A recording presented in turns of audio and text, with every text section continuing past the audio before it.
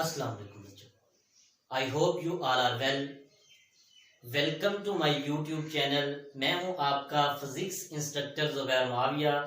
तो बच्चों, first year physics chapter number 11 हम स्टार्ट कर चुके हैं। इसका आज हम टॉपिक देखेंगे molar specific heat of gases. कि बच्चे क्या होती है molar specific heat of gas.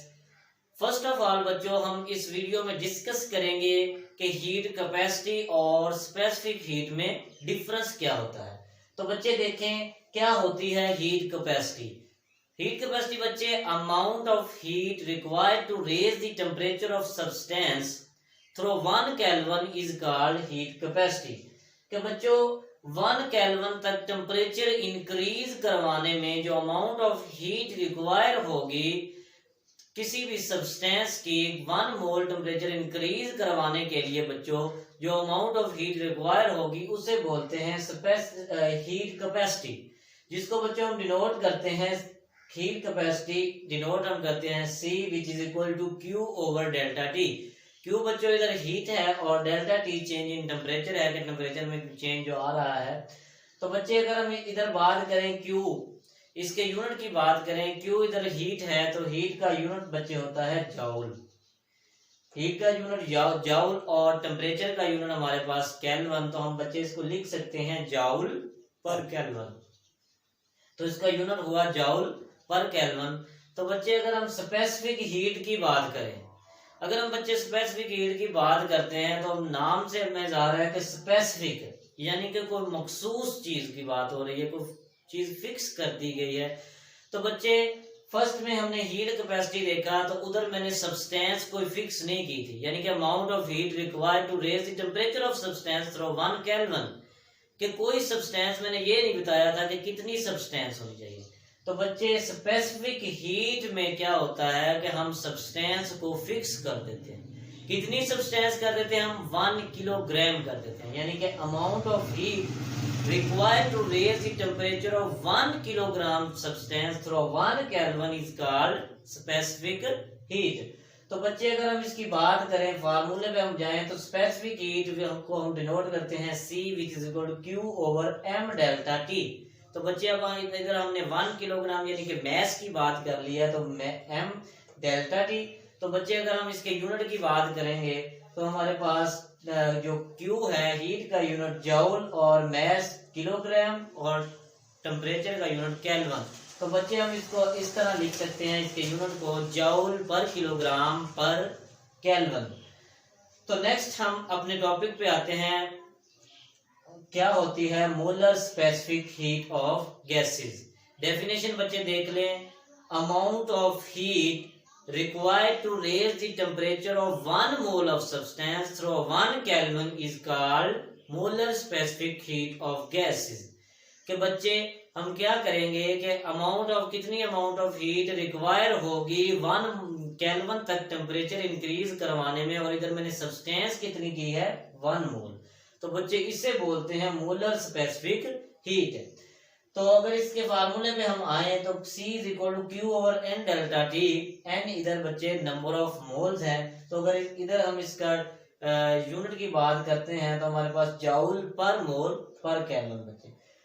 तो बच्चों हम इधर बात कर रहे हैं गैसेस की, लेकिन अगर बच्चे हम इन केस ऑफ सॉलिड और लिक्विड देखें तो क्या होता है। सॉलिड और लिक्विड के केस में अगर मैं किसी चीज सॉलिड और लिक्विड का टेम्परेचर 1 केल्विन तक इंक्रीज करवा भी दूं तो उसके वॉल्यूम में बच्चे को डेफिनेट चेंज नहीं आता। मसलन के उसके वॉल्यूम में कोई चेंज नहीं आने वाला कि in case of solid and liquid. Gases में चेंज आता है लेकिन वॉल्यूम में जो हमारे पास solid in case of solid and liquid को डेफिनेट चेंज नहीं आता। तो बच्चे मैं इधर लिख सकता हूँ डेल्टा V यानी कि चेंज इन वॉल्यूम बच्चे हमारे पास in case of solid and liquid वो हमारे पास होता है 0। तो बच्चे वर्क का फार्मूला हम देख चुके हैं W is equal to P delta V। तो बच्चे अगर हम इधर डेल्टा V यानी चेंज इन वॉल्यूम अगर मैं 0 पुट कर देता हूं तो हमारे पास जो वर्क बनेगा वो हमारा वर्क आएगा, हमें 0 मिलेगा। तो बच्चे by using first law of thermodynamics, अगर हम इधर फर्स्ट लॉ ऑफ थर्मोडायनामिक्स को यूज करें बच्चे तो हमारे पास Q is equal to delta U plus W, ये फार्मूला होता है फर्स्ट लॉ ऑफ थर्मोडायनामिक्स। तो अगर इधर मैं W is equal to 0 put करता हूँ तो हमारे पास Q is equal to delta U, यानी कि हमारे पास जो टोटल हीट है वो चेंज इन इंटरनल एनर्जी में हमें मिल रही है। तो बच्चे इन केस ऑफ, ये तो बात थी इन case of solid and liquid, जिसमें क्या हुआ हमारे पास के वॉल्यूम में कोई डेफिनेट चेंज नहीं आया, तो हमारे पास वर्क जो हो गया वो 0 हो गया। तो बच्चों आप लोगों को पता है कि इन केस ऑफ गैसेस बच्चे हम बात करें, क्योंकि molar specific heat of gas के बारे में हम पढ़ रहे हैं। तो बच्चे अगर हम इन केस ऑफ गैसेस बात करते हैं तो हमारे पास क्या होता है कि इसके हमारे पास 1 केल्विन तक टेम्परेचर इंक्रीज अगर मैं करवाऊं गैसेस का, तो उसके वॉल्यूम में भी कोई चेंज आएगा और प्रेशर में भी चेंज आएगा। यानी कि इन केस ऑफ सॉलिड ना तो वॉल्यूम चेंज हो रहा था, तो हमारे पास इधर क्या होगा, वॉल्यूम में भी चेंज आता है और प्रेशर में भी चेंज आता है। तो बच्चे अगर इस गैसेस के केसेस में दो हमारे पास केस बन जाते हैं, वॉल्यूम में चेंज और प्रेशर में चेंज। तो बच्चे इस टॉपिक को हम डिस्कस करेंगे। फर्स्ट में हम क्या करेंगे कि हम अपने वॉल्यूम को कांस्टेंट रखेंगे और सेकंड में हम देखेंगे प्रेशर को कांस्टेंट रखते हुए हमारी इक्वेशन कैसे ड्राइव होती है। तो देखते हैं बच्चे, फर्स्ट ऑफ ऑल मैं इधर वॉल्यूम को कांस्टेंट रखूंगा। तो बच्चे मैंने इधर क्या लिया हुआ है, सिलेंडर लिया हुआ है। सिलेंडर में मैंने लेट कर लेंगे 1 मोल गैस ली हुई है। तो क्या होगा कि मैंने इधर नीचे हीट इसको प्रोवाइड की हुई है, हीट ऐड की हुई है। तो बच्चे हमने बोला कि ऐड कांस्टेंट वॉल्यूम बात कर रहे हैं बच्चे हम, तो हमारे पास डेल्टा V जो 0 आएगा, यानी चेंज इन वॉल्यूम 0 है, यानी कि वॉल्यूम तो कांस्टेंट है। तो बच्चे डेल्टा V 0 कब आएगा, जब मैं इसका पिस्टन जो है वो क्या रखूंगा, फिक्स कर दूंगा। मैंने इधर बच्चे इसका पिस्टन मूवेबल नहीं रखा। एट कांस्टेंट वॉल्यूम बच्चे याद रख लें कि हमने जो इसका सिलेंडर का पिस्टन है वो मूवेबल नहीं लेना, बल्कि इसको फिक्स रखना है, तभी तो वॉल्यूम कांस्टेंट रहेगा। तो हम देखेंगे कि इसका क्या आगे, इसका जो हमारी इंटरनल एनर्जी है वो CV डेल्टा T में आ जाती है। तो बच्चे इसका फार्मूला में अगर देखें एट कांस्टेंट वॉल्यूम बच्चे, first of all at constant volume बच्चे हम बात कर लेते हैं कि इसकी डेफिनेशन क्या बनेगी।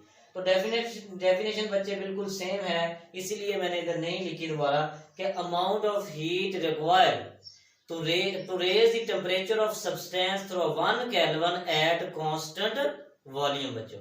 तो बच्चे बस हमने इसमें यही बात ऐड करनी है कि amount of heat required to raise the temperature of 1 mole of substance through 1 kelvin at constant volume.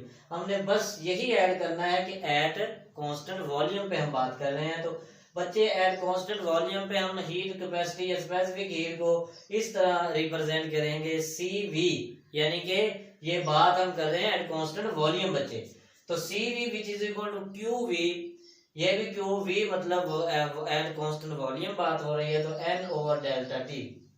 तो बच्चे हम डेफिनेशन में पहले डिस्कस कर चुके हैं कि हमारे पास जो नंबर ऑफ मोल्स हैं वो 1 है, यानी कि 1 मोल ऑफ सब्सटेंस हमारे पास है।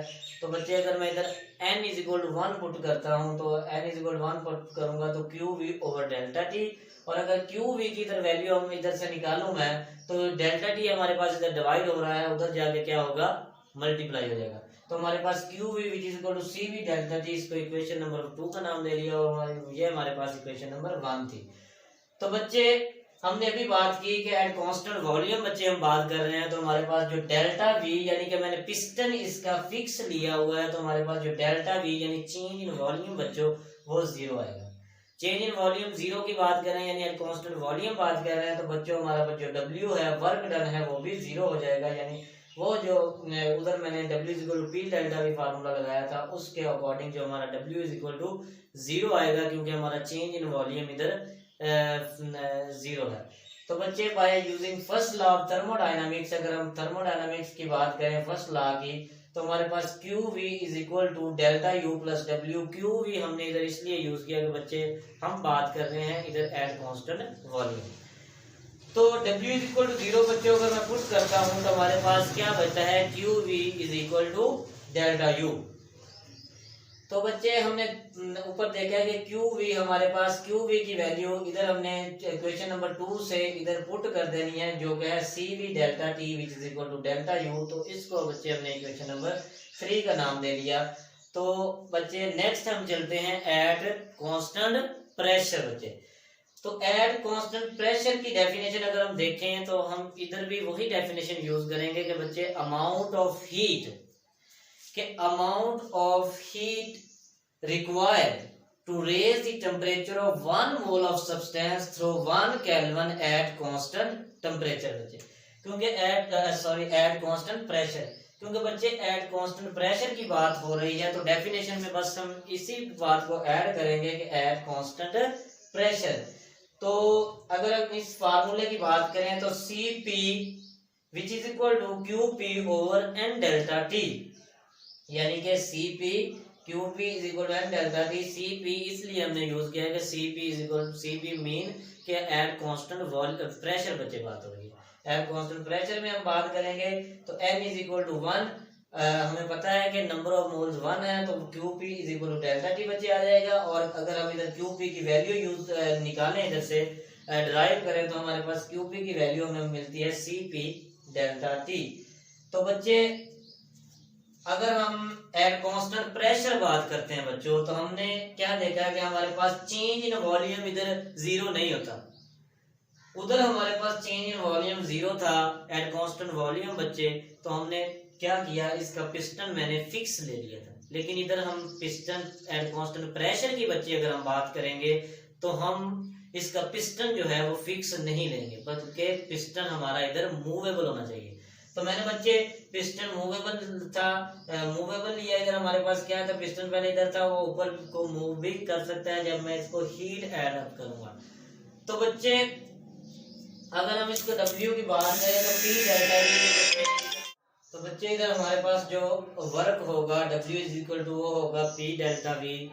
इन केस ऑफ वॉल्यूम की अगर बच्चे हम बात करते थे तो हमारे पास क्या होता था, डेल्टा U डेल्टा V, यानी कि चेंज इन वॉल्यूम बच्चों हमारे पास जीरो था, इसलिए हमारे पास जो वर्क डन वो मिला था वो भी जीरो मिला था। लेकिन इन case of eight constant pressure की बात हम बच्चे करते हैं तो इधर हमने पिस्टन जो है वो मूवेबल लिया हुआ है, वॉल्यूम हमारा क्या है वो जीरो नहीं है। तो वॉल्यूम जीरो नहीं है तो हमारा कुछ ना कुछ वर्क डन भी होगा, W is equal to P delta V। तो बच्चे इधर जो इम्पोर्टेंट बात है, कंसेप्चुअल बात है, वो क्या है कि आप लोग मुझ पूछ सकते हैं कि सर ऐसी क्या बात हुई कि हमारे पास in case of volume at constant volume और एट कांस्टेंट प्रेशर ऐसा क्या हुआ कि डेल U मैंने इधर भी CV डेल्टा T लिखा, और in case of pressure at constant pressure बच्चे मैंने del U is equal to CV delta T। तो क्या होगा बच्चे, इसको आप लोगों ने याद रखना है कि हमारे दोनों केसेस में eight constant volume and eight constant pressure, दोनों केसेस में हमारे पास जो इंटरनल एनर्जी है, चेंज इन इंटरनल एनर्जी, वो दोनों केसेस में सेम रहेगी, वो चेंज नहीं होगी, सेम रहेगी।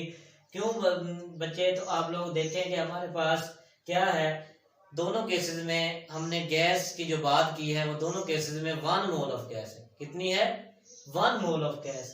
दोनों केसेस में 1 मोल ऑफ गैस है तो हमारे पास जो हम चेंज इंटरनल एनर्जी होगी वो दोनों केसेस में सेम होगी।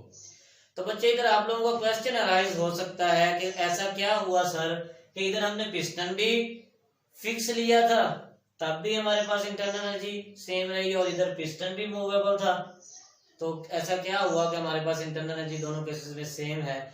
तो बच्चे क्या होगा कि हमारे पास जो QP है वो डेफिनेटली QV से ज्यादा होगी, जो हम QP हीट ऐड करेंगे वो QP से ज्यादा होगी, क्योंकि हमें इधर चेंज इन वॉल्यूम भी होगा, क्योंकि पिस्टन मूवेबल है तो उसके लिए भी हमें एनर्जी रिक्वायर है, तो डेफिनेटली QP जो हमारे QV से वो क्या होगी, ज्यादा होगी। तो इस बात को प्रूव कर नेक्स्ट हम प्रूव करेंगे कि कैसे QP QV से ज्यादा है। तो बच्चे हम नेक्स्ट देखते हैं, नेक्स्ट रिलेशन हमारे पास है CP minus CV which is equal to R। इसे बच्चे मेयर फार्मूला बोलते हैं और ये हमारे बोर्ड के एग्जाम में 12 क्वेश्चन पेपर में आ चुका है कि prove that CP minus CV which is equal to R। तो इसको कैसे प्रूव करना है, इसी से हम प्रूव करते हैं बच्चे। तो हमारे पास देखें, हमारे पास इक्वेशन नंबर 3, 4 एंड 5 को मैंने यूज किया। Equation number 3, 4 and 5, equation number 3, 4 and 5 को यूज करना है हमने। तो हमारे पास by first law of thermodynamics आप लोगों ने बच्चे देखा होगा कि एयर कांस्टेंट वॉल्यूम पे मैंने फर्स्ट लॉ ऑफ थर्मोडायनामिक्स को यूज किया, लेकिन एयर कांस्टेंट प्रेशर हमने अभी तक यूज नहीं किया था। तो इधर हम यूज करेंगे। तो QP एयर कांस्टेंट प्रेशर की बात हो रही है, QP which is equal to delta U plus W।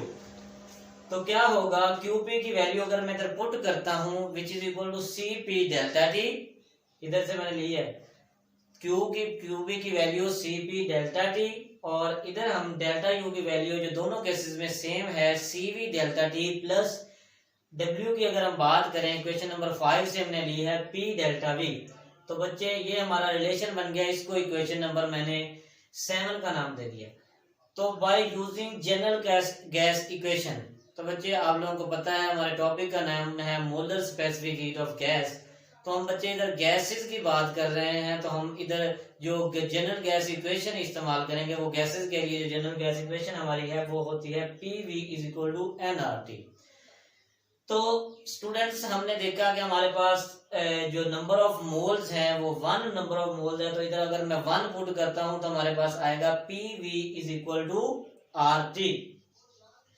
तो इधर इसको मैं ऐसे लिख सकता हूं P delta V which is equal to R delta T। इसको बच्चे समझना है हमने कि ये ऐसे मैंने क्यों लिखा। तो बच्चे देखें, इधर चेंज इन वॉल्यूम हुआ, डेल्टा V यानी कि वॉल्यूम में चेंज आया। क्यों आया? क्योंकि टेम्परेचर में चेंज आया। तो बच्चे जब मैं डेल्टा T इधर लिखूंगा यानी चेंज इन टेम्परेचर, जब टेम्परेचर में चेंज आएगा तो ऑब्वियसली वॉल्यूम में भी चेंज आएगा। वॉल्यूम में चेंज किस वजह से आ रहा है? क्योंकि टेम्परेचर में हमारे इधर चेंज आ रहा है, तो इसलिए मैंने लिखा। तो बच्चे पुट इक्वेशन 8 इन 7, मैं इस इक्वेशन 8 को इक्वेशन नंबर 7 में अगर पुट कर देता हूं तो हमारे पास कुछ इस तरह रिलेशन बनता है CP delta T which is equal to CV delta T plus R delta T। तो बच्चे अगर आप नोट कर पा रहे हैं तो हमारे पास इधर राइट हैंड साइड पे हमारे पास जो है डेल्टा T हमारे पास दोनों साइड पे जो है कॉमन आ रहा है, तो मैंने इधर कॉमन निकाल लिया। कॉमन जब बच्चे हम निकालेंगे तो ये डेल्टा T इक्वल के इस साइड पे डेल्टा T इससे कैंसिल हो जाएगा। तो हमारे पास जो रिलेशन बनता है CP which is equal to CV plus R। तो बच्चों मैं इसको लिख सकता हूँ, CV हमारे पास इधर प्लस हो रहा है तो इधर आगे क्या हो जाएगा माइनस, तो CP minus CV is equal to R। तो बच्चों ये हमारा क्वेश्चन वो है प्रूव हो चुका है, प्रूव दैट जो हमने लिखा था CP minus CV which is equal to R से मेयर फार्मूला भी बोलते हैं। तो बच्चों एक क्वेश्चन हमारा इधर रह जाता है कि मैंने आप लोगों को इधर बोला था कि QP डेफिनेटली QV से ज्यादा होगी। तो हम अभी देखते हैं QP QV से कैसे ज्यादा होगी। इधर थोड़ा सा तवज्जो, क्या है हमारे पास CP minus CV is equal to R। अभी आप देखें कि हमारे पास CP माइनस CV और माइनस करने से जो आंसर हमारा आ रहा है वो पॉजिटिव आंसर आ रहा है। तो बच्चों आप लोगों को पता है कि माइनस करने से अगर पॉजिटिव आंसर आ रहा है तो डेफिनेटली CP CV से ग्रेटर होगा। यानी कि देख लें, अगर मैं इधर लिख लेता, अगर मैं कहता हूं कि CP की वैल्यू 15 है यानी कि 15 है और CV की वैल्यू 10 है, तो अगर इसको मैं माइनस करता हूं तो हमारे पास जो वैल्यू 5 मिलती है हमें पॉजिटिव में मिलती है। तो पॉजिटिव में आंसर तभी आएगा जब हमारे पास CP ग्रेटर होगा CV। तो मैंने इधर लिख दिया है CP जो हमारे पास ग्रेटर है CV। तो अगर CP ग्रेटर देन CV होगा तो हमारे पास QP भी ग्रेटर देन QV होगा। देखिए हमारे पास ये देखें, अगर CP की वैल्यू ग्रेटर आ रही है तो इधर न्यूमिनेटर में QP की वैल्यू भी ग्रेटर होगी। डेफिनेटली QP की वैल्यू CP की वैल्यू ग्रेटर तभी आएगी जब हमारे पास इधर QP की वैल्यू ग्रेटर होगी। CP की वैल्यू ग्रेटर तभी आएगी जब QP की वैल्यू ग्रेटर होगी और CV की वैल्यू कम आएगी जब हमारे पास QV की वैल्यू कम आएगी। तो इस क्वेश्चन का आंसर भी हमें मिल जाता है कि हमारे पास जो QP की वैल्यू हमेशा ग्रेटर होगी QV से। तो उम्मीद करता हूं कि आप लोगों को आज का टॉपिक अच्छे से मिलते हैं अपने नेक्स्ट लेक्चर में। अपने आसपास सफाई का खास ख्याल रखें और स्टडी जारी रखें। All the very best.